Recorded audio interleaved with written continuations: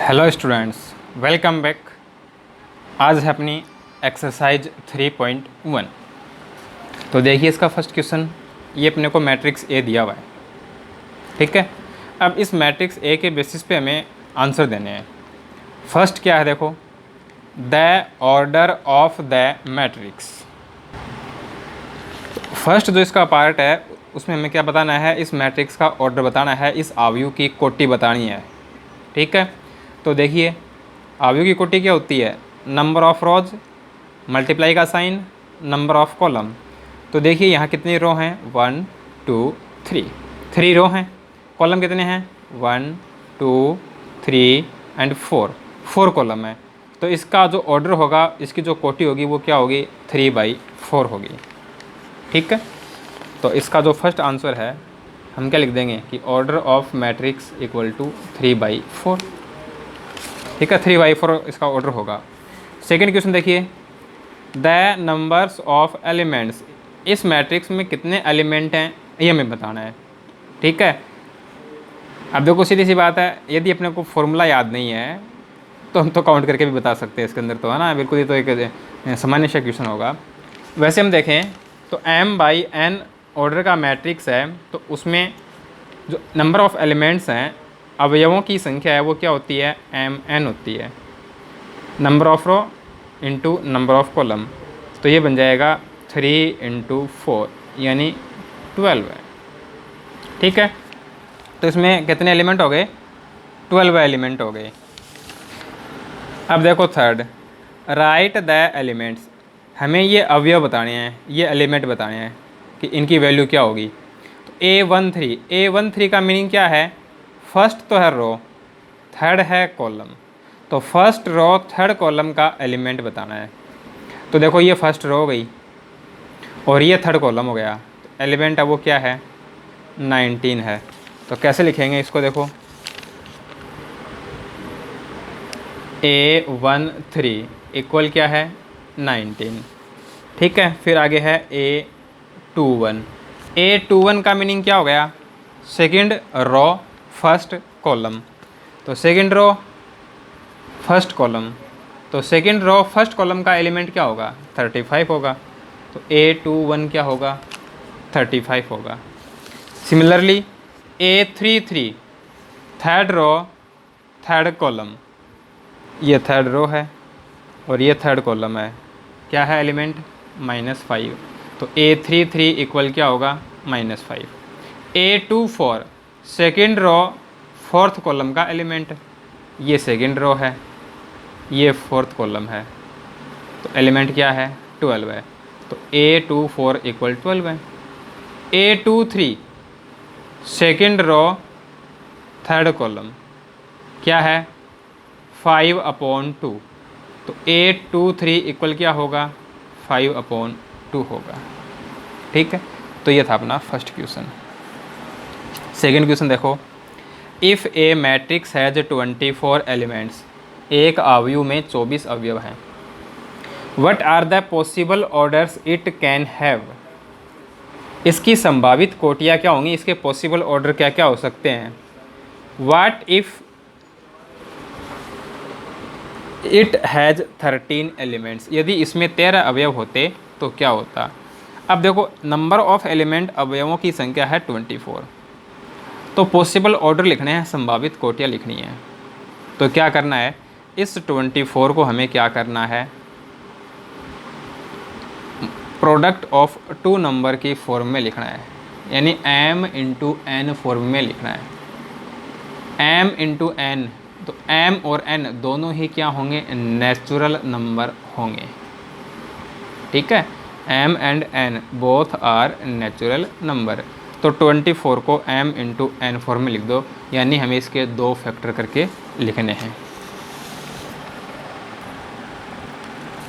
अब देखिए इसमें mn इक्वल है 24। अब हमें इसके क्या करने हैं, पॉसिबल ऑर्डर लिखने हैं, संभावित कोटियाँ बतानी है। ठीक है, तो देखो 24 है, इसको हम लिखेंगे 24 × 1। तो 1 × 24 भी तो हो सकता है ना। ठीक है, 12 है इंटू 2, तो 2 इंटू 12 भी हो सकता है ना। 6 इंटू 4, तो 4 इंटू 6, 8/3, तो 3/8। और क्या फैक्टर हो सकते हैं 24 के?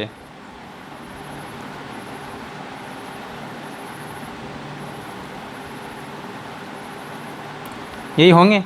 तो ये इसकी क्या हो गई, पॉसिबल ऑर्डर हो गए, संभावित कोटियाँ हो गई। ठीक है।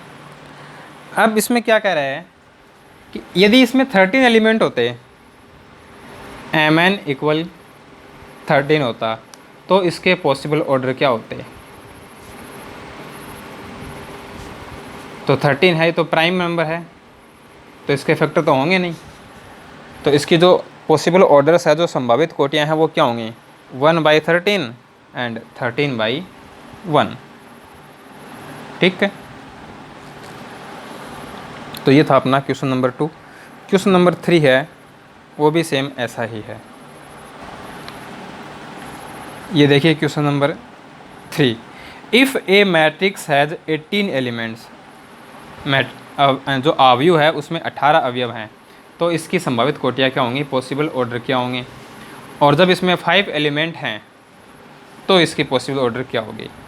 तो 18 के फैक्टर लिख दो। 18/1, 1/18, 9/2, 2/9, 6/3, 3/6। ठीक है। और यदि इसमें 5 एलिमेंट हैं तो 1/5 एंड 5/1। ठीक है। क्वेश्चन नंबर 4 देखिए, construct a 2x2 matrix A equal Aij whose elements are given by. अब इसमें 3 पार्ट दे दिए इस क्वेश्चन के अंदर। एक अवयव का निर्माण करना है जिसकी कोटि 2x2 है। ठीक है। तो देखिए करते हैं इस क्वेश्चन को। एट फर्स्ट हमने क्या लिखा कि जो 2x2 ऑर्डर का मैट्रिक्स है वो कैसा होगा। ठीक है। तो लेट मैट्रिक्स A है, ये 2x2 ऑर्डर का मैट्रिक्स है, तो 2 इसके अंदर रो होंगी और 2 इसमें कॉलम होंगे। तो हमने मैट्रिक्स A लिख लिया। ठीक है। अब A11, A12, A21, A22 इनकी वैल्यू फाइंड करेंगे। अब इनकी वैल्यू फाइंड करने के लिए जो एलिमेंट Aij है, इसकी वैल्यू अपने को दे रखी है, तो उसके बेसिस पे हम क्या करेंगे, इनकी वैल्यू फाइंड करेंगे, इनका मान ज्ञात करेंगे। तो देखते हैं इसका फर्स्ट पार्ट। अब देखिए A11 कंपेयर कर लें तो I और J दोनों की वैल्यू 1 1 है, तो ये बन जाएगा 1 + 1² 2। 1 + 1 हो जाएगा 2, 2 का स्क्वायर हो जाएगा 4, 4/2, 2 आएगा। A12 I की वैल्यू 1, J की वैल्यू 2, तो 1 + 2² 1 + 2 3, 3² 9/2। आगे सोल्व होगा नहीं। ठीक है। A21 I की वैल्यू 2, J की value 1, 2 + 1² 9/2। A22 I equal to J equal to, तो 2 + 2² 2 + 2 4, 4² 16, 16/2 क्या हो जाएगा, 8 हो जाएगा। अब ये वैल्यू इसमें पुट कर दो, तो अपना जो मैट्रिक्स A है ये बन जाएगा 2, 9/2, 9/2, 8। ये अपना रिक्वायर्ड मैट्रिक्स हो गया। ठीक है। अब लेते हैं इसका सेकंड पार्ट। अब देखिए सेकंड पार्ट है, इसमें Aij इक्वल है I/J। ठीक है। तो देखिए A11 I1 J1, तो ये बनेगा 1/1 यानी 1। फिर है A12 तो I इक्वल 1, J इक्वल 2, तो I इक्वल 1, J इक्वल 2, तो ये बन जाएगा 1/2। A21 I equal 2, J equal 1, तो ये बनेगा 2/1, 2। फिर है A22 I equal 2, J equal 2, तो ये बनेगा 2/2, और 2/2 क्या होगा, 1। अब इनको मैट्रिक्स में पुट कर दो, तो अपना जो रिक्वायर्ड मैट्रिक्स A है वो बन जाएगा 1, 1/2, 2 1। ये अपना रिक्वायर्ड मैट्रिक्स हो गया। अब है इसका थर्ड पार्ट। थर्ड पार्ट है element A I J equal है I plus 2j whole square upon 2। ठीक है, तो देखिए A11 आई इक्वल 1 j इक्वल 1, तो 1 plus 2 into 1 2 square upon 2। 1 plus 2 3, 3 square 9, तो 9 upon 2। Now A12 I equal 1 j equal 2, put I equal 1 j equal 2, 2 into 2 4 बन जाएगा square upon 2। 1 plus 4 5, 5 square 25 upon 2। A21 I equal to j equal 1, 2 plus 2 into 1 2 square upon 2। 2 plus 2 4, 4 square 16, तो 16 upon 2, 16 upon 2 क्या बन जाएगा 8 बन जाएगा।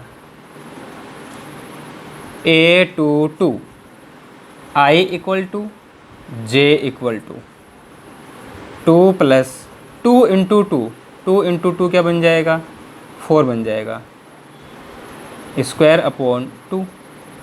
2 plus 4 6, 6 square 36, 36 upon 2 ये हो जाएगा 18। अब इनको मैट्रिक्स में पुट कर दो, तो मैट्रिक्स A इक्वल होगा 9 अपॉन 2, 25 अपॉन 2, 8, 18। ये अपना रिक्वायर्ड मैट्रिक्स A हो गया। तो ये था अपना क्वेश्चन नंबर 4। ऐसा ही अपना क्वेश्चन नंबर 5 है। ऑर्डर हो गया मैट्रिक्स का 3/4। ठीक है, 3/4 ऑर्डर का मैट्रिक्स है, उसे हमें कंस्ट्रक्ट करना है। एलिमेंट अलग अलग दिए गए हैं। तो 3/4 ऑर्डर का जो मैट्रिक्स है उसमें 3 रो होंगी, 4 कॉलम होंगे। A11, A12, A13, A14 हो गए ना 4 column. A21, A22, A23, A24, A31, A32, A33, A34। 3 रो हो गई, 4 कॉलम हो गए। तो 3/4 ऑर्डर का जो मैट्रिक्स होगा वो ऐसा होगा। अब हमें क्या करना है, इन एलिमेंट्स की वैल्यू फाइंड करनी है। उसके लिए हमें Aij की वैल्यू दे रखी होगी। तो लेते हैं इसका फर्स्ट पार्ट।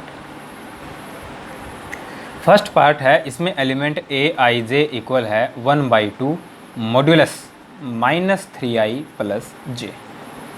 ठीक है, अब वैल्यू फाइंड करेंगे A11 i equal 1 j equal 1, 1/2 -3 into 1 3 हो जाएगा plus j 1, -3 plus 1 -2, but modulus है तो 2, 2 मल्टीप्लाई होगा 1/2 से, तो 1/2 इंटू 2, 2 से 2 कैंसिल, क्या आएगा 1 आएगा। ठीक है, A12 i equal 1 j equal 2, 1/2 -3 into 1 -3 plus j, तो 2 आ जाएगा। -3 प्लस 2 -1, तो मॉड्यूलस -1, मॉड्यूलस -1 क्या हो जाएगा 1, 1/2 से मल्टीप्लाई कर दो तो ये आ जाएगा 1/2। A13 1/2 modulus i equal 1 j equal 3, तो -3 इंटू 1 3 प्लस j 3, -3 प्लस 3 0, 0 को 1/2 से मल्टीप्लाई करेंगे 0 आएगा। A14 I equal 1 J equal 4 -3 + 4 1 और 1/2 से मल्टीप्लाई करेंगे तो 1/2। A21 I equal to J equal 1 तो 1/2 -3 × 2 6 होगा +1 -6 + 1 5 हो गया -5 मॉडुलस है तो +5 हो जाएगा तो ये बन जाएगा 5/2। A22 1/2 modulus I equal to and J equal 2 तो -3 × 2 -6 +2 -4 तो 4 बन जाएगा और 1/2 से मल्टीप्लाई करेंगे तो 2 आ जाएगा। A23 I equal to and J equal 3 तो -3 × 2 6 +3 -3 तो ये बन जाएगा 3/2। A24 I equal to J equal 4 तो ये बन जाएगा 1। A31 I equal 3 J equal 1 -3 × 3 9 +1 तो -8 तो मॉडुलस -8 8 8 को 1/2 से मल्टीप्लाई करेंगे 4 आ जाएगा। ठीक है। A32 I equal 3 J equal 2 तो -3 × 3 -9 +2 -7 1/2 से मल्टीप्लाई कर देंगे तो 7/2। ठीक है। मॉडुलस है तो कोई भी वैल्यू नेगेटिव नहीं रहेगी। ठीक है। A33 I equal 3 J equal 3 तो ये बन जाएगा -9 + 3 6/2 और 6/2 क्या होगा 3 होगा। A34 1/2 modulus I equal 3 J equal 4 -9 + 4 बन जाएगा तो ये बन जाएगा 5/2। अब इनको हम मैट्रिक्स में पुट कर देंगे तो अपना जो रिक्वायर्ड मैट्रिक्स A होगा वो बन जाएगा 1 1/2 0 1/2 5/2 2 3/2 1 2 है यहाँ पे। ठीक है। 4 7/2 3 5/2 तो ये अपना रिक्वायर्ड मैट्रिक्स है। ठीक है। अब लेते हैं सेकंड पार्ट। सेकंड पार्ट है Aij इक्वल 2i - j तो वैल्यू फाइंड करते हैं। A11 I equal 1 J equal 1 तो 2 × 1 2 बन जाएगा -1 1। A12 I equal 1 J equal 2 तो 2 × 1 2 - 2 0 होगा। A13 I equal 1 J equal 3 2 × 1 2 होगा -3 तो ये बन जाएगा -1। A14 I equal 1 J equal 4 2 × 1 2 -4 यह आ जाएगा -2। ठीक है। A21 I equal to J equal 1 2 × 2 4 बन जाएगा 4 - 1 3। A22 I equal to and J equal 2 तो 2 × 2 4 बन जाएगा -2 2 आ जाएगा। A23 I equal to J equal 3 2 2 से मल्टीप्लाई होगा 4 - 3 1 बन जाएगा। A24 I equal to J equal 4 0 होगा। A31 I equal 3 J equal 1 3 2 से मल्टीप्लाई हो जाएगा 6 - 1 5। A32 I equal 3, J equal 2 put कर देंगे 4, A 3 3, I equal 3, J equal 3, 3 आएगा, A 3 4, I equal 3, J equal 4, 2 आएगा। अब इनको मैट्रिक्स में पुट कर दें तो required matrix A is 1 0 -1 -2 3 2 1 0 5 4 3 2 3/4। Okay, तो ये था अपना question number 5, construction of a matrix. Now we take question number 6। Question number 6 है एक्स वाई एंड जेड, इनकी वैल्यू फाइंड करनी है। देखो फर्स्ट पार्ट ये दिया हुआ है, देखो मैट्रिक्स हैं और वो मैट्रिक्स कैसी हैं, इक्वल। तो मैट्रिक्स इक्वल कब होती हैं, जब उनके कॉरस्पॉन्डिंग एलिमेंट इक्वल होते हैं।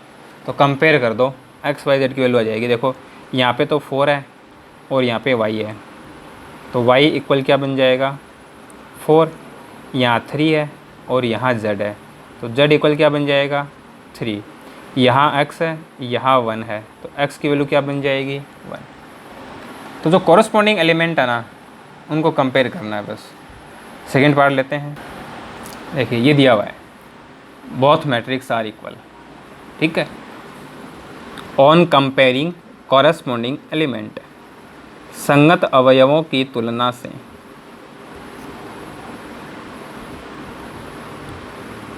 ऑन कंपेयरिंग कॉरस्पॉन्डिंग एलिमेंट, ये तो है x + y और यहाँ पे है 6, तो x + y इक्वल क्या होगा 6। अब देखो न तो यहाँ से x की वैल्यू आई और न ही y की वैल्यू आई, सो v से इक्वेशन फर्स्ट, ठीक है।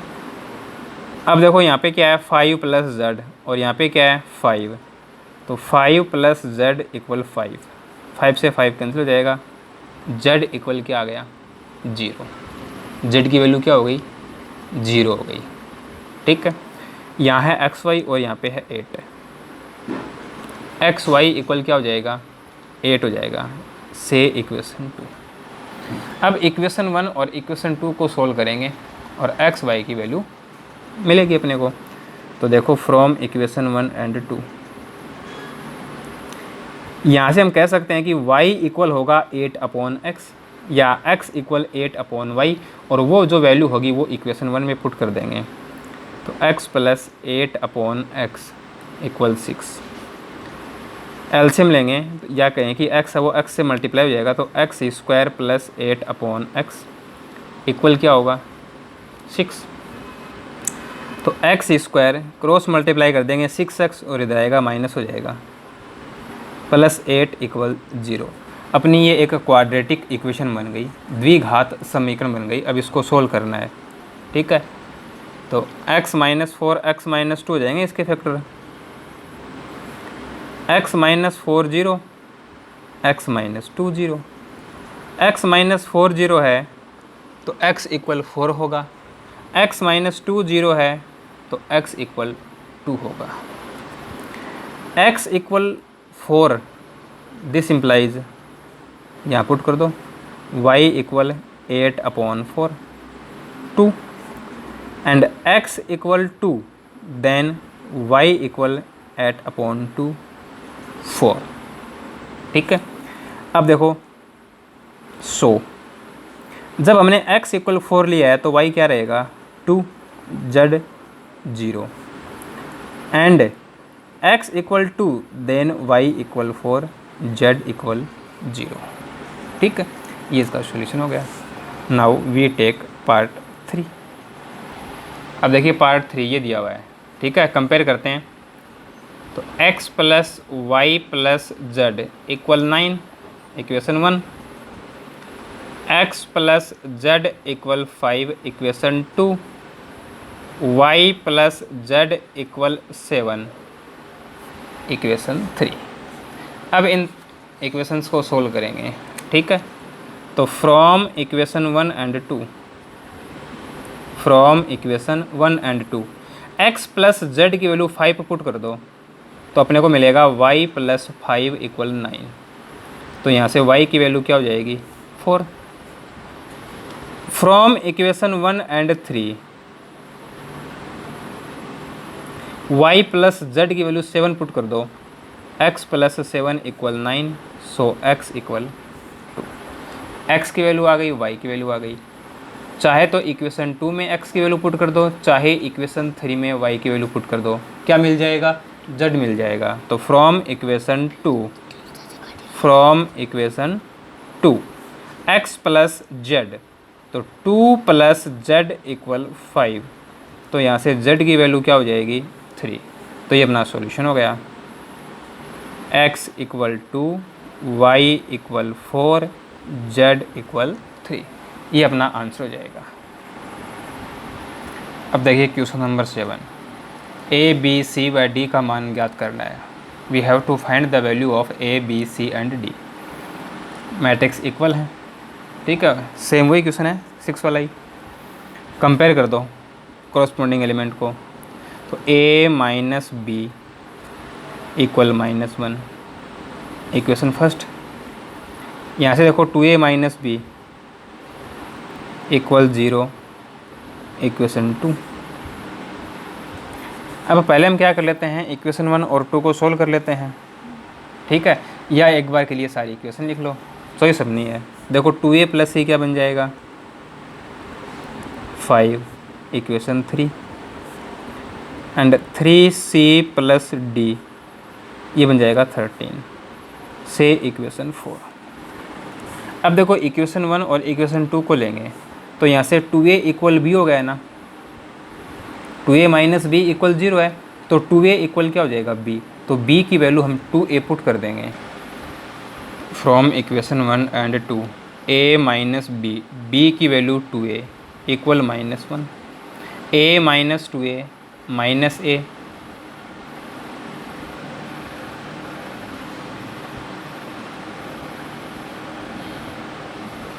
-a = -1, तो a की वैल्यू क्या बन गई 1। अब a की वैल्यू है वो हम इक्वेशन 1 या इक्वेशन 2 में पुट करेंगे, b मिलेगा। तो from equation 2 b = 2a, a की वैल्यू 1, तो b = क्या हो गया 2 हो गया। a की वैल्यू आ गई, b की वैल्यू आ गई। अब इक्वेशन 3 है अपनी, उसमें a की वैल्यू पुट कर दो, तो फ्रॉम इक्वेशन 3 है 2a + c, तो 2a, a की वैल्यू 1 + c = 5, तो c = 5, ये 2 × 1 2, इधर आएगा माइनस हो जाएगा 3, तो c की वैल्यू क्या आ गई 3 आ गई। अब d रह गया, तो इक्वेशन 4 में फ्रॉम इक्वेशन 4 है 3c, तो c की वैल्यू पुट कर दो, प्लस d = 13, तो d = 13, 3 से मल्टीप्लाई होगा 9, 9 इधर आएगा माइनस हो जाएगा, तो d की वैल्यू क्या आ गई 4 आ गई। सो a = 1, b = 2, c = 3, d = 4।